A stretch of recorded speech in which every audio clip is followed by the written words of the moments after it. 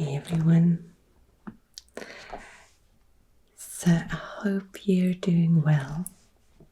Over here we are in the middle of a heat wave that kind of keeps going. And so I figured it'd be a perfect time to talk about one of my favorite places in Austria. And I think you can guess why that's a region that I'm thinking about in summer. You have beautiful lakes in the middle of the mountains, so it's nice and cool there. And I'm sure you're familiar with this view here, maybe from a different angle around the lake, but you've seen this particular church. This is a place called Hallstatt, which sees quite a lot of tourists these days. So maybe for summer I wouldn't go there, I'd find a quieter place. But it's such an iconic view and such an interesting history, I figured we should have a look at it. The reason Hallstatt is so famous is of course because of its beautiful location. But in Austria, Hallstatt's also been quite important for a long time. I've mentioned it before in a video, I think, when we talked about the Celts. There was a Celtic settlement here long time ago, about 2000 years. But even back then, they already found salt in the mountains. And that's what gave the place its name. Hall, in an older language, actually means salt. And so that's the place where you would find salt. But I don't just want to talk about Hallstatt. Like I said, there's lots of different places in the region, many different lakes. And I figured let's start with a little overview of what actually belongs to the region and where it is located in Austria.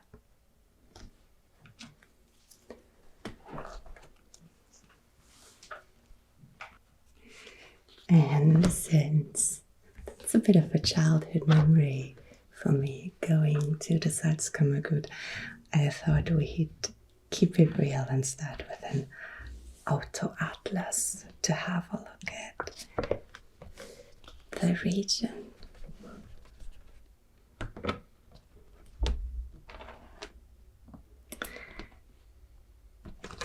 Actually, let's see if there's an overview so I can show you where we are. This will do fine. So we have a view of Austria here. Vienna's here. The Danube goes through Lower and Upper Austria. And in Upper Austria, we're going to the southernmost part here. That is the region called Salzkammergut. I can see it's kind of tiny here, but this is a lake, the Traunsee, and that's another one, the Attersee. That's the biggest lake that's entirely in Austria. If you have a look over here, you can see the Bodensee, which of course is also partly in Austria. It's a lot bigger, but it's also in Germany and Switzerland. For comparison, all of Austria is only as big as one of the Great Lakes. So for me, the Attersee was really big as a kid. It's a small country. Anyway, this is the area that we're gonna look at. And because I just said Hallstatt, you have the old word for salt in it. You can also find it in places like Hallein. So we know there was salt there too.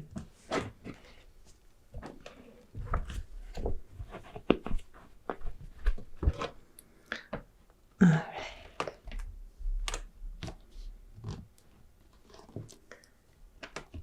So the two lakes I just mentioned, Traunsee with Gmunden and the Attersee.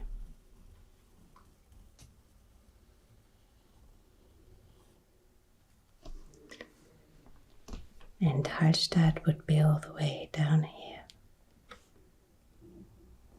on the southern tip, basically, of the Hallstatter Lake. And you can see, if you're looking south, that we're getting into the Alps here.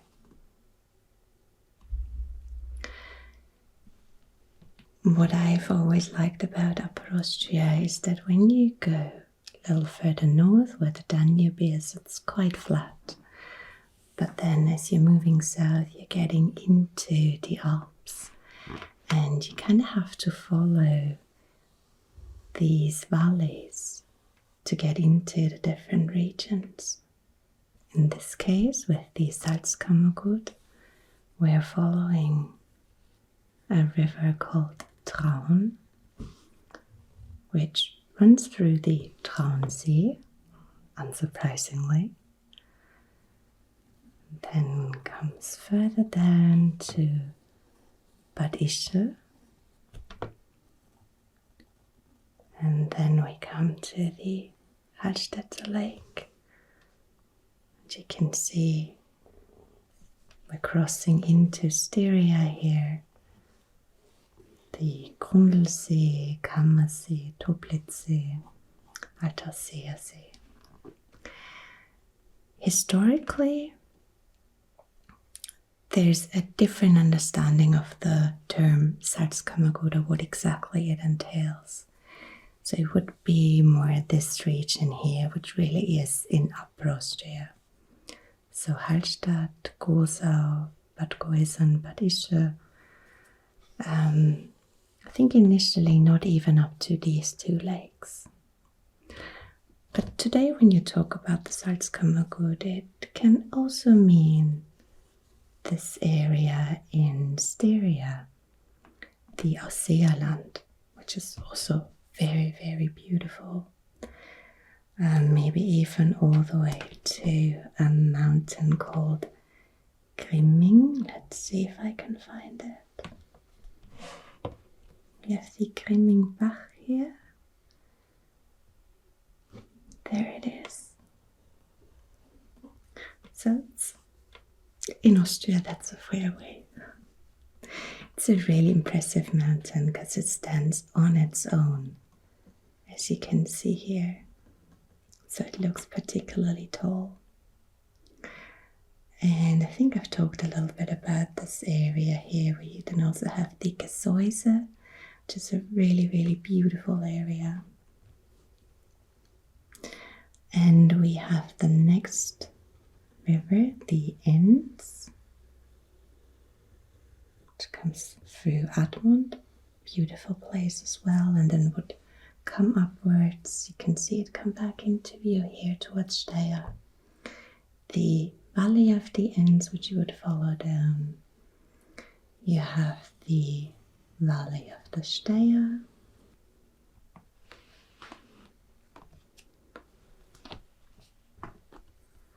And so it's always just following these different rivers. Often they're not quite rivers yet, they're a bit smaller, through the mountains, like into the Almtal.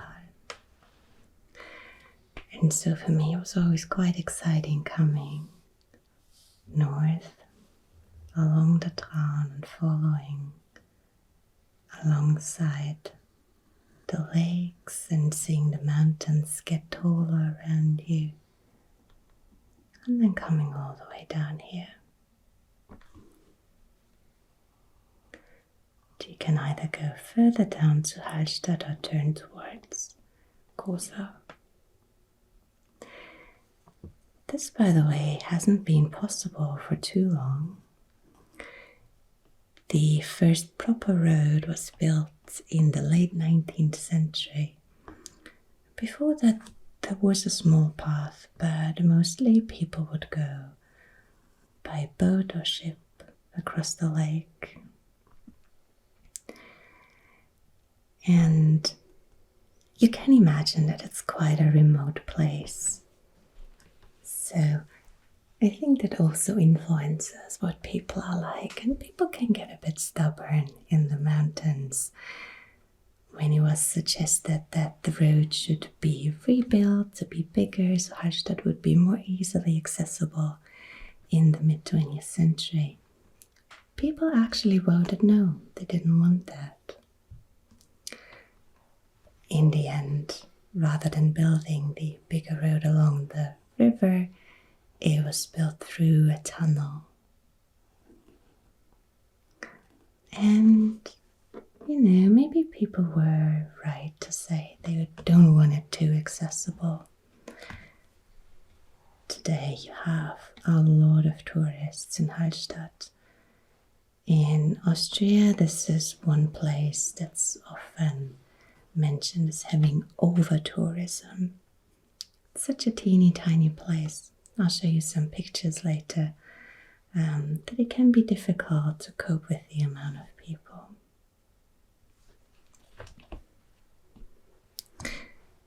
Overall, in the Salzkammergut, that's not a new phenomenon though. But Ischl here was really, really popular already in the 19th century. Maybe you've heard of the name. It's an incredibly beautiful little place. And it was one of the favorite places of the Habsburgs. The emperor spent his summers there. Frankly, I'd love that too. If you get around to visiting the place today, you will find a lot of pictures of the Habsburgs in different cafes, for example, as decoration. They're kind of still celebrating that history. This year, by the way, the Salzkammergut as a region is one of the 3 European capitals of culture. The capital of culture is an EU project that moves every year. So there's always a different place. In Austria it was also Linz or Graz before that, which are bigger cities and the local capitals. But here I find it quite interesting that the entire region was nominated as culture capital.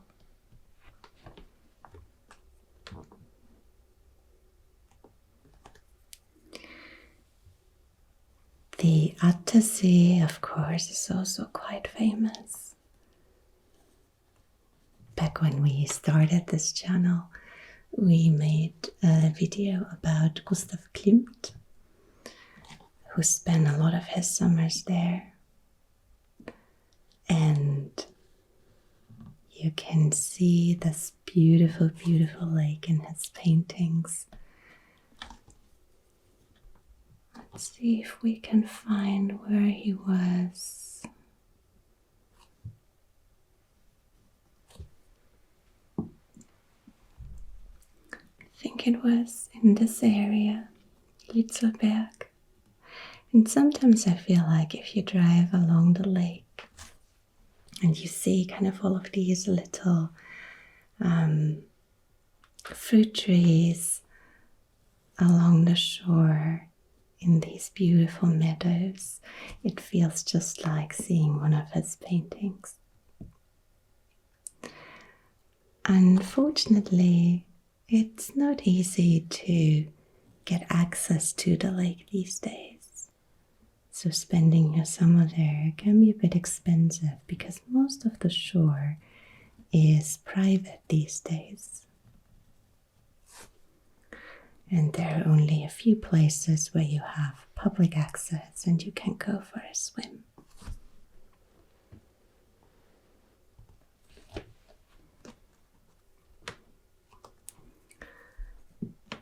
Then there's also the Mondsee. These two are connected right here near Unterach. And then the water continues upwards towards Vöcklabruck, and then, of course, everything goes north towards the Danube. We have the Wolfgangsee right along the border between Upper Austria and Salzburg here. And then in Salzburg, there's, for example, also the Fuschelsee or Wallersee. These are usually not counted as part of the Salzkammergut, but at times it can be quite a loose interpretation of the term and might include the entire region all the way to Salzburg.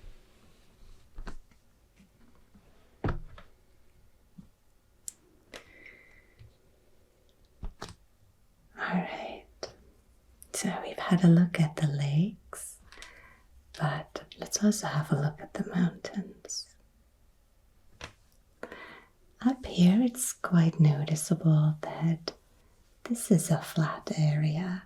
You have a lot of cities and villages, but the further south you come, you can kind of nicely see how people live along the waterlines. And then in between, you have mountainous areas that are difficult to cross. Probably the only mountain that I would recognize, seeing it from far away, is right here, the Dachstein, at 1,694 meters. The thing about the Dachstein is that it's a little further north than you would expect it. So you see that the Totes Gebirge, for example, is quite a bit further south, where you have all of these interconnected mountains. You have the Höllengebirge, but the Traunstein kind of stands on its own, right next to the lake. So it really sticks out.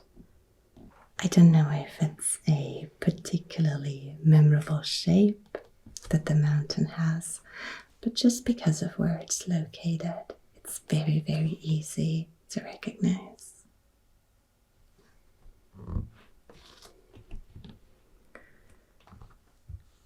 So there's the Höllengebirge, again with two tiny lakes, the Langbadseen. Over here we have Offensee, Ödenseen, and then the Totes Gebirge with the Groß April at 2,515, so getting a bit taller here. And then a little further south, close to Hallstatt, we get to the highest mountain in the region, to the Dachstein, which is kind of difficult to see here. It's a little hidden. I think that's supposed to be a glacier. So Hoher you can see that the areas are accessible. You have some caves here, Mammuthöhle, Rieseneishöhle, so it's a cave with ice. It's quite nice to see. And this too is of course a popular area to visit. But enough with this map.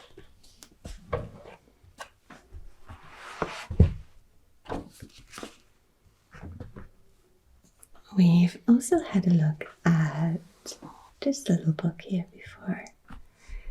Tafelskizzen. So these are drawings for teachers, so they would know what to draw on the blackboard. back in the 50s and 60s.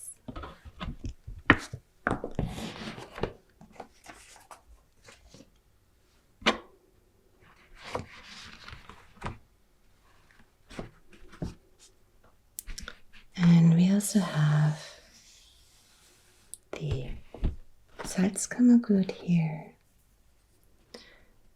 where again you can kind of see the mountains with the Dachstein here. You can see the way that the region is connected through water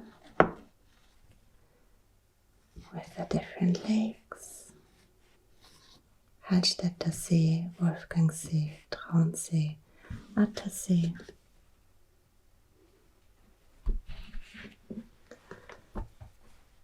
We have the Traunstein that I mentioned earlier.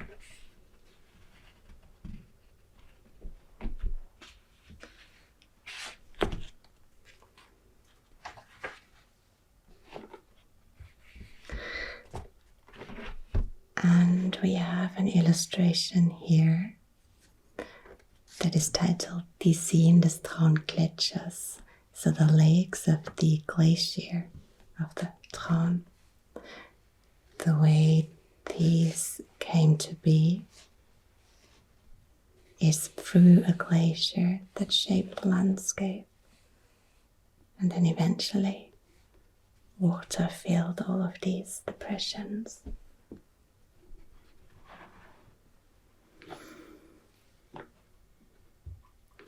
We get some information too here on the size of the lakes. The Hallstatt Sea, 8.6 square kilometers and 125 meters deep. It's quite cold because the Traun runs through it and it's surrounded by mountains. So there's not a lot of chance for it to warm up. The Wolfgangsee, a little bigger, 13 square kilometers, and it varies a little. The northern part is steeper with 114 meters than the southern part at just under 70 meters depth. The Attersee, the largest one, at 47 square kilometers and 117 meters deep. And the Mondsee, where again they add here the connection towards the Attersee, 14 square kilometers and again just under 70 meters deep.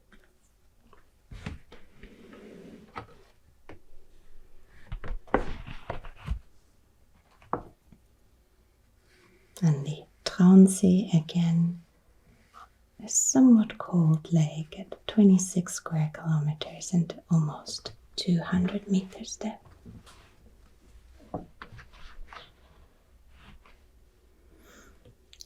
And there's also some information on the salt, how it got into the mountains and how it comes back out.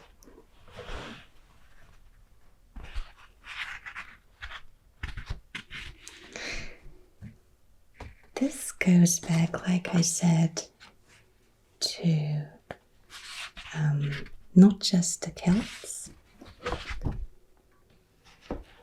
but salt was probably brought out of the mountains back in the Iron Age.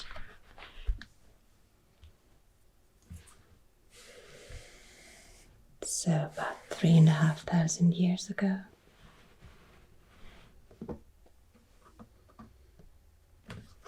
Again, we're here in the mountainous areas. You can see in Upper Austria the different regions. North of the Danube, a little higher, and you have the Danube, and here you get into the mountains.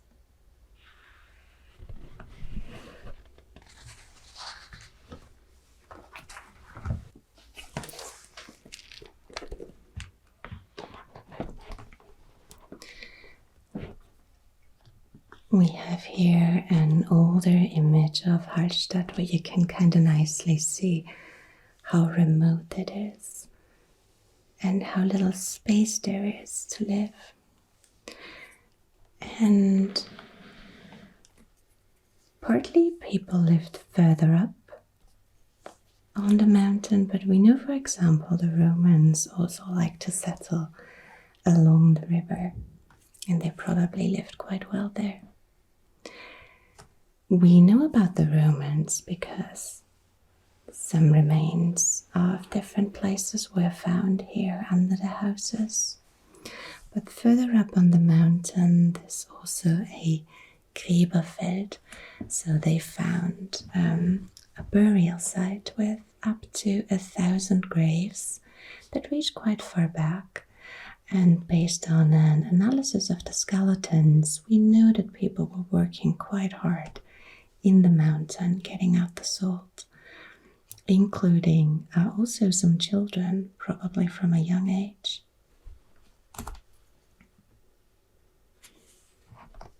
Today it's a bit easier to get into the mountain. You can visit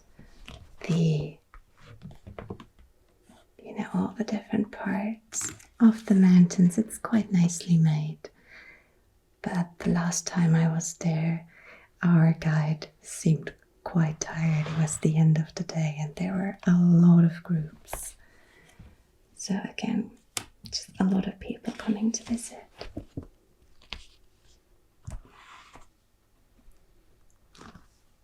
Again, one nice way to visit the place is by boat. You can see here some of the older little wooden houses for the boats. But a lot of the houses that you can find today are Baroque. They're quite large, quite beautiful, and relatively young for the region. That has to do with the fact that the place also burned down because of the wooden structures. So these are relatively new houses. And maybe somewhat surprisingly, this church that's quite prominent here is also relatively young. And somewhat unusual for Austria, it's an evangelical church, not a Catholic one. Austria in general is more of a Catholic country. The Habsburgs were Catholic, and so people didn't really have a choice. But 500 years ago, people here in this region actually were really fond of Luther and the Reformation. They even had a riot when they were told they had to be Catholic, and unfortunately they lost during the riot, but it didn't mean that they changed their minds. Outwards, they were Catholic, but there were a lot of secret places where they would have Reformed rites, or they would read the Luther Bible in secret once the doors were closed.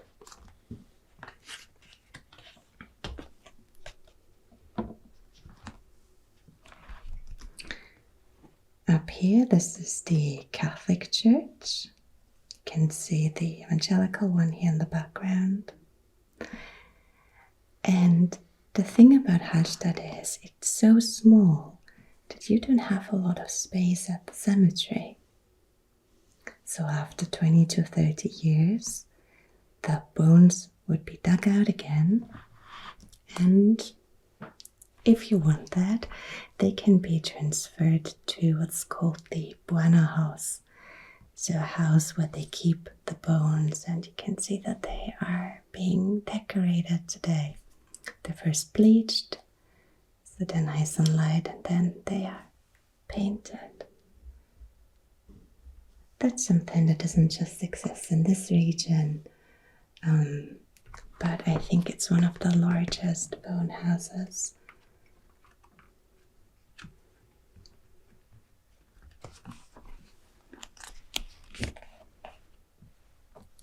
And maybe a as a final view here, I look across the entire region.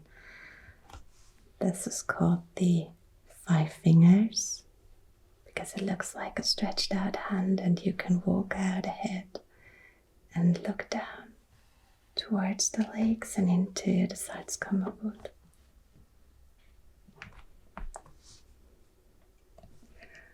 And yeah, I kind of wish I were somewhere down there and be able to jump into the waters right now.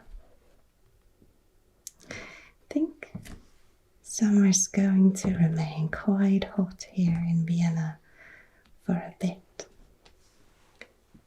But maybe I'll find some time for a little trip to Upper Austria. Or at least I can have a look at some pictures and drift off to sleep. Alright. I hope that was an interesting little exploration of this beautiful region. Thank you for spending time with me. And I will see you again next month.